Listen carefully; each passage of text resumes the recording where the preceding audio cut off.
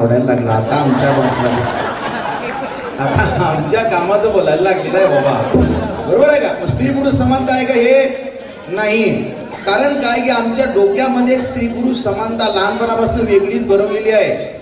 मराठी भाषा वाचताना पान उघडलं की पहिलंच वाक्य आमच्या पुढे येतं, बबन अभ्यास कर. कमल पाणी भर,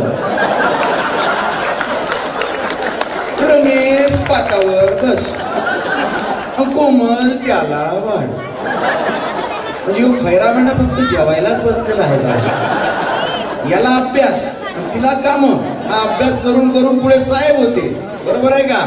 आणि ही कामं करून करून एका घरची सून होते. हाच फरक आहे. आमच्या मेंदूमध्ये फरक बघा काय आहे, फार मोठा फरक आहे नितीन दादा.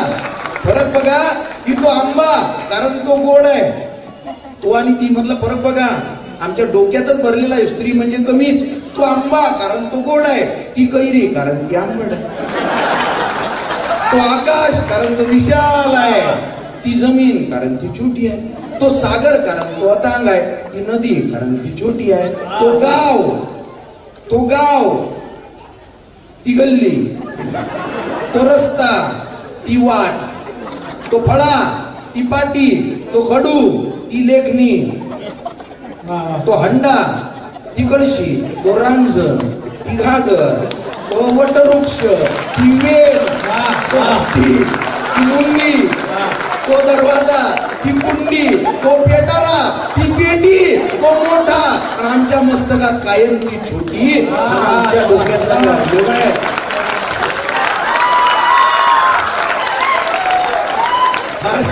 फार विचित्र विषय आहे, बरोबर आहे का? म्हणून स्त्री पुरुष समानतेवर फेमिनिझमवर मी छोटीशी कविता लिहिली होती. कविता सहजासहजी कुठं घेत नाही, पण मला मोह झाला हा की तुमच्यासारख्या अभ्यासू रसिकांच्या पुढे ही कविता घेतली पाहिजे. बघा तुमच्यापर्यंत कविता पोचते का? कवितेचं शीर्षक आहे बाई. नवीन नाती जोडताना पोरी वाक्यांवर लक्ष ठेवा. कवी कुठलं वाक्य कधी महत्वाचं बोलेल सांगता येत नाही. त्याच्या चेहऱ्याकडे जाऊ नका. म्हणजे काय आहे माझ्या चेहऱ्यात? असं चेहऱ्याकडे जाऊ नका म्हणजे माझ्या चेहऱ्याकडे गेलंच चालते. कवितेचं शीर्षक आहे बाई. नवीन नाती जोडताना पोरी लक्षात ठेव, खूप खोल असते भावनेची खाई. नवीन नाती जोडताना एकच मुद्दा सांगतो तुम्हाला. आज बघा आपण स्त्रीमध्ये पुरुष शोधण्याचा प्रयत्न करतो, बरोबर आहे? मला तुझ्यात पुरुष दिसतो, मला तुझ्यात मर्द माणूस दिसतो. कशाला? पुरुष शोधण्याची गरज आहे का? स्त्रीला निसर्गानं जसं घडवलं तशी ती श्रेष्ठ आहे. माझी आई मला म्हणते स्त्री आणि पुरुष समान नाहीत. स्त्री तिच्या ठिकाणी श्रेष्ठ आहे, पुरुष त्याच्या ठिकाणी श्रेष्ठ आहे. उलट काही ठिकाणी पुरुषापेक्षा स्त्री जास्त श्रेष्ठ आहे. कारण सामान्य माणूस हा फक्त 47 डेली युनिट इतक्या वेदना सहन करू शकतो. किती? 47 डेली युनिट. पण ज्यावेळेस एक स्त्री बाळाला जन्म देते त्यावेळेस तिला होणाऱ्या वेदना ह्या 57 डेली युनिट इतक्या असतात. म्हणजे सामान्य सहनशक्तीच्या पलीकडे जाऊन वेदना सहन करून एका बाळाला जन्म देते ती स्त्री असते. आपण आपल्या छातीवर हात ठेवा, आपलं हृदय आपल्याला चालू दिसते ना, फडफडताना दिसतंय, पण ते हृदय चालू कधी होतं? प्रश्न पडला का? आईच्या गर्भात बाळ असतं, 7 महिन्याचं होतं, त्याचं हृदय परिपूर्ण डेव्हलप होतं, ते चालू करण्याची गरज असते. ते चालू करण्यासाठी आईच्या हृदयाच्या सायनो नोड कडनं त्या बाळाच्या हृदयाच्या सायनो नोडला एक पल्स म्हणजे ठोका दिला जातो. त्यावेळेस ते हृदय चालू होते, परत कधी बंद पडत नाही. ज्या दिवशी ते बंद पडलं माणूस जिवंत राहत नाही. म्हणजे जरी आमचा जन्म निसर्गानं आईच्या गर्भात दिला असला तरी सुद्धा आम्हाला जगण्यासाठी लागणारा पहिला ठोका हा आईच्या गर्भातून उधार घ्यावा लागतो. हे आईचं आणि स्त्रीचं कर्तव्य आहे. म्हणून त्या स्त्रीला कमी लेखू नका. पुरुष त्याच्या ठिकाणी श्रेष्ठ आहे, ती तिच्या ठिकाणी श्रेष्ठ आहे. नवीन नाती जोडताना पोरी लक्षात ठेव, खूप खोल असते भावनेची खाई. त्यानं म्हटलं ताई म्हणून डोळ्यातली बाई त्याच्या जाईलच असं नाही. नवीन नाती जोडताना पोरी लक्षात ठेव, खूप खोल असते भावनेची खाई. त्यानं म्हटलं ताई म्हणून डोळ्यातली बाई त्याच्या जाईलच असं नाही. आज तुझ्या स्वातंत्र्यासाठी माझ्याही शुभेच्छांचा स्वीकार कर. हा पण मी तुला ताई किंवा आई म्हणणार नाही.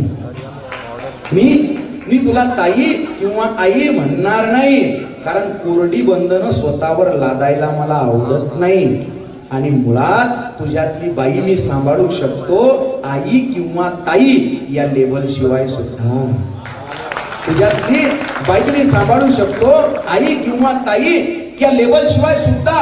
हा कधी कधी अस्वस्थ उतावीळ व्हायला धजावू शकतो. हाडामासाचा सांगाडा तुझ्यातली मादी बघून. म्हणून काय झालं, वासनेच्या उंदराला माझ्या नीतिमत्तेचा डोंगर पोखरणं शक्य नाही. वासनेच्या उंदराला माझ्या नीतिमत्तेचा डोंगर पोखरणं शक्य नाही, कदापि शक्य नाही. हा समाज हल्ली तुझं स्वतंत्र अस्तित्व मान्य करायला लागला नाही का? पण तुझ्या स्वातंत्र्याच्या चाव्या तू या खुळचट समाजाच्या हाती द्याव्या हे मला आवडलं नाही. तुझ्या स्वातंत्र्याच्या चाव्या तू या खुळचट समाजाच्या हाती द्याव्या हे मला आवडलं नाही. जात्यावर दळण दळताना ओठावर गाणी आणि छातीला पिणारं बाळ. जुना झाला ना काळ. जात्यावर दळण दळताना ओठावर गाणी आणि छातीला पिणारं बाळ.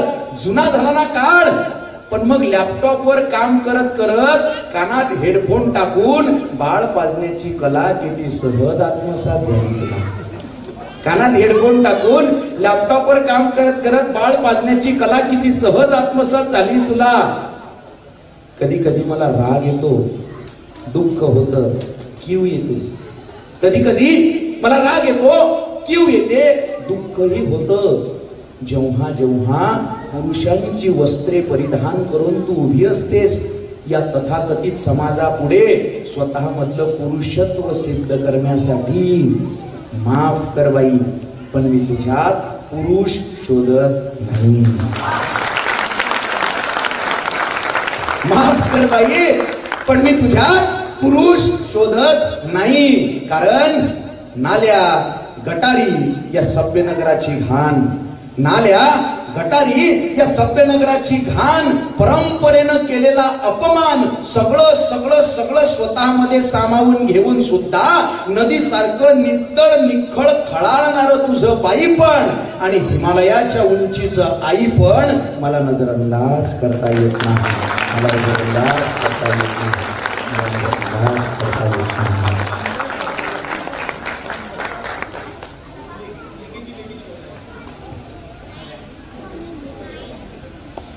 सून झालं घरदार, खोपा राहिला पडून, काळजातली चिमणी बघा चालली उडून.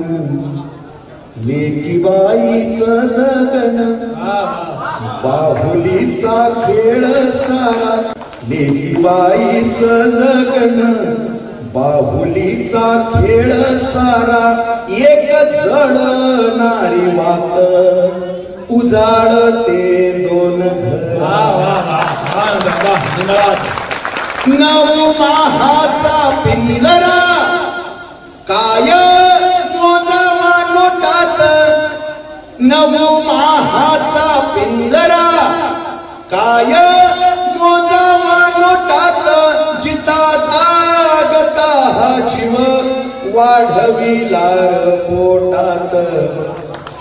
ऊस होताच रिकामी देव जन्म तोरताना. ऊस होताच रिकामी देव जन्म तोरताना. कोण्या देवाची करणी कसा फूट तोर पान्हा. कोण्या देवाची करणी. ही कविता लिहिली मी. एका आजीनं माझा ऑटोग्राफ घेतला.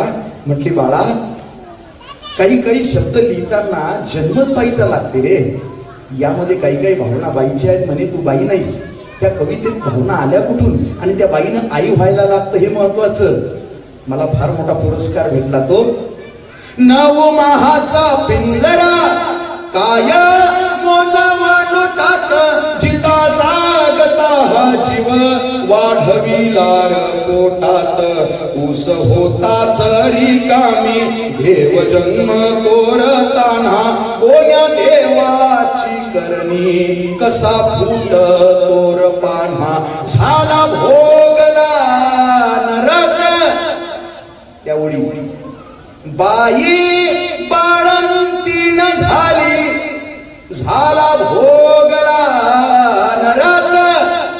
बाई बाळंतीण झाली, बाळ पाजल छातीले, तिच्या स्वर्ग पायाखाली. थोर नावाचा वारस, लेक डोक्यावरती साज, पोर वंशाचा दिवा, लेक घराण्याची लाज. जिथे कोवळ्या कड्यांचा आज लिलाव चालतो, संस्कृतीच्या मंदिराचा बघा कळस हालतो. रंगले ओठ गाल लाल, बघा तापविली नार, आत्म्या विण देहांचा कसा भरला बाजार. तानाजी गडा चढला, बाजी खिंडीत लढला, इतिहास ह्यो मर्दांचा, सैताना शेर भिडला. पण झाशीच्या राणीचा कसा विसर पडला, पण सावित्री माईचा कसा विसर पडला. थोर जिजा माते पोटी राजा शिवाजी घडला, थोर जिजा माते पोटी राजा शिवाजी घडला, राजा शिवाजी घडला.